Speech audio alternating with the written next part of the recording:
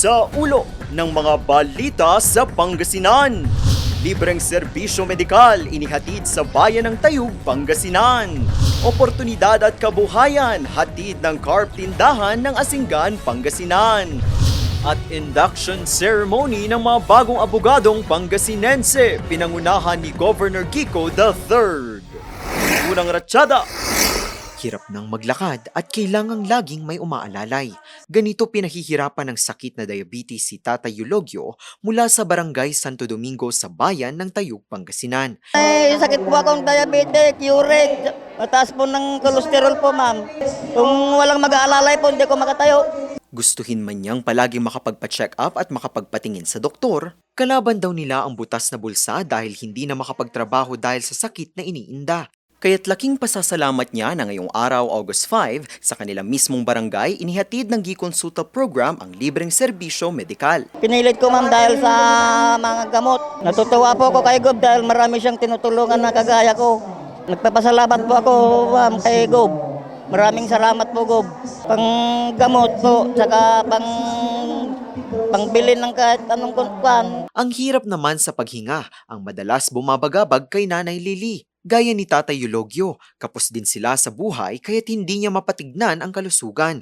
Kaya't kahit hirap at mabagal ng maglakad dahil na rin sa katandaan, sa tulong ng kanyang tungkod, sinadya niya ang pagdalo sa Gikonsulta Program. Hindi makapag na. Hindi ka dua. Malos pa ka mo ito na. Kaya po mga madam po makumplito na ito sa maaga. Tawag mo may kakatang kumadam mo magpagtawa ka. Awag mo anak ko madam. Hindi kaya po kumada tip. Mintinas ko kumaaga. Ilan lamang sila sa daan-daang mga residente ng bayan ng Tayug na nakatira ng iba't ibang serbisyo medikal ngayong araw. Nabigyan din sila ng mga gamot at bitamina.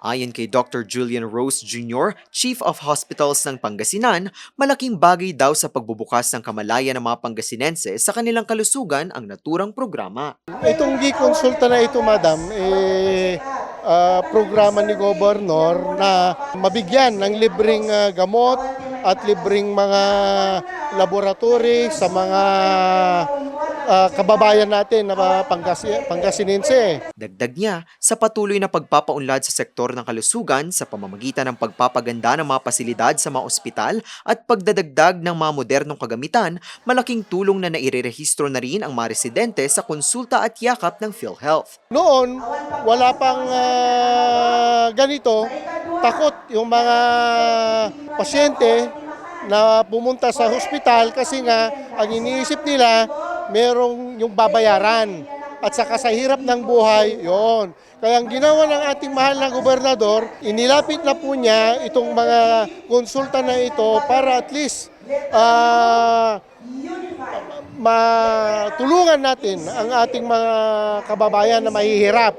Nagpapasalamat naman si Board Member Noel Binse kay Governor Ramon Monmon V. Gico III sa paglulunsad niya ng Gikonsulta. Lalo pat anuman ang panahon, tuloy-tuloy ang paghahatid ng serbisyo. Nagpapasalamat tayo sa ating gobernador Ramon Monmon Gico III dahil kahit rain or shine, may bagyo ngayon, tuloy na tuloy ang programang pangkalusugan na binibigay ng ating gobernador Ramon Monmon Gico III po. Sa ating mga ka-District 1, sa 10 bayan, sa mga hindi pa napupuntahan, hintayin nyo. Pupunta ang programa ng pangkalusugan ng ating gobernador Ramon Monmon Gico III para magbigay ng mga programang Gikonsulta Program, ang yakap registration at mga libreng gamot. Samantala, sa naturang aktibidad, naghatid din ng libreng bakuna para sa mga alagang hayop at nakapag-uwi rin ang mga residente ng mga punla at asin.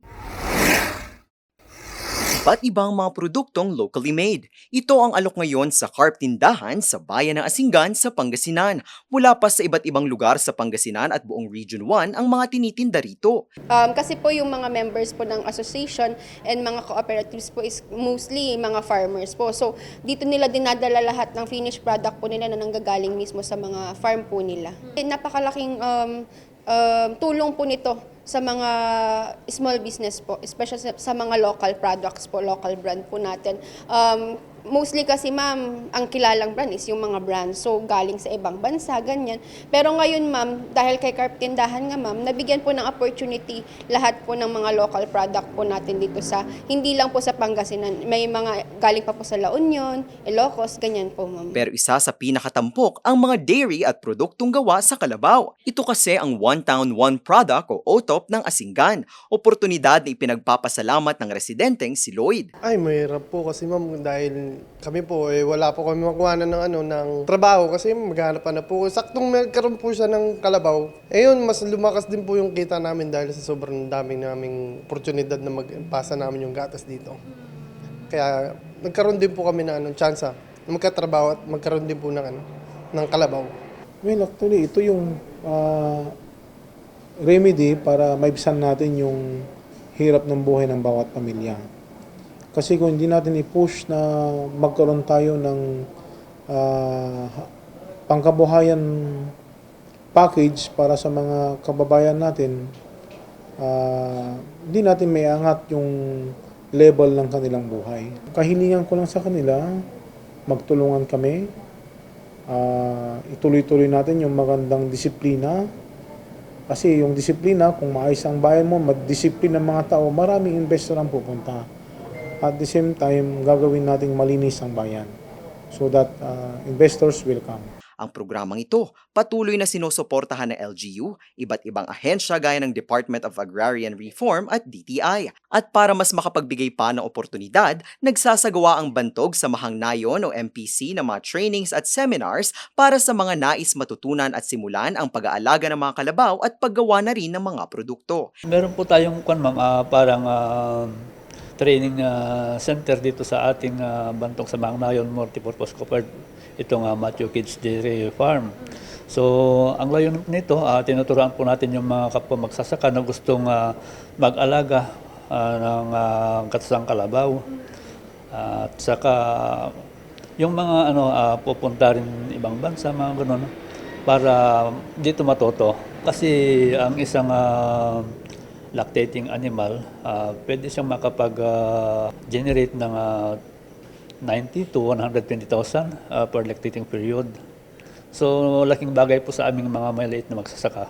Maaari raw makipag-ugnayan sa kanilang kooperatiba ang mga nais na lumahok sa naturang mga trainings at seminars. At bukod sa oportunidad sa kabuhayan, isa rin ito sa nakikita nila ngayong daan ng patuloy na pag-unlad ng bayan at para mas makilala ang mga produktong Tatak Asinggan, Tatak Pangasinan. Isang makabuluhang pagtitipon ang ginanap sa Pangasinan matapos pangunahan ng pamahalaang panlalawigan ang pakikisa sa induction ceremony ng mga bagong opisyal ng Integrated Bar of the Philippines o IBP Pangasinan Chapter. Naging panauhing pandangal at tagapagsalita dito si Governor Ramon V. Gico III. Sa kanyang mensahe, binati ng gobernador ang mga bagong halal na opisyal at kinilala ang kanilang mahalagang papel sa pagpapanatili ng batas, katarungan at mabuting pamamahala sa lalawigan. Nagpasalamat din siya sa patuloy na serbisyo ng mga abogado para sa kapakanan ng mga Pangasinense at tiniyak ang patuloy na pakikipagtulungan ng pamahalang panlalawigan sa IBP sa pagsusulong ng rule of law, maayos sa pamamahala at patas na hustisya para sa bawat mamamayan. Patunay ang naturang pagtitipon sa matibay na ugnayan ng lokal na pamahalaan at ng hanay ng mga abogado sa layuning mapanatili ang kaayusan, integridad at dekalidad na serbisyo publiko sa lalawigan.